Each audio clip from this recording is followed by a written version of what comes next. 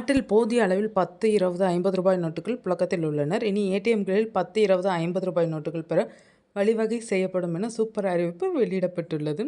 Digital பண பரிவர்த்தனை காரணமாக இப்போது நாட்டில் சில்லறை தட்டுப்பாடு ஏற்பட்டுள்ளது. ரொக்க பணப்புழக்கத்திற்காக ஏடிஎம்களில் 500 ரூபாய், 100 ரூபாய் நோட்டுகளை எடுக்கிறோம். இதிலும் பெரும்பாலான ஏடிஎம்களில் 100 ரூபாய்கள் கிடைப்பதில்லை.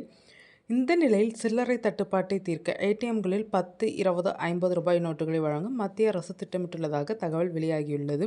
இந்தியாவில் சிறிய மதிப்பிலான நோட்டுகளுக்கு பற்றாக்குறை இருப்பதாக நாடாளுமன்றத்தில் எதிர்க்கட்சிகள் கேள்வி எழுப்பினர்.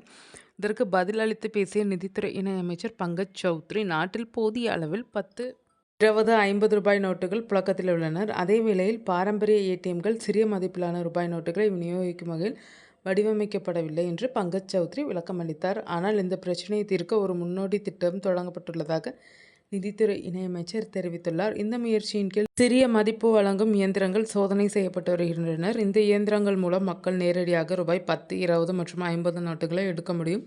இதன் மூலம் ஏடிஎம்மில் பணம் எடுக்கும் போதே மக்கள் சில்லறையை பெற்றுக்கொள்ள வழிவகை செய்யப்படும் என்று கூறியுள்ளார்.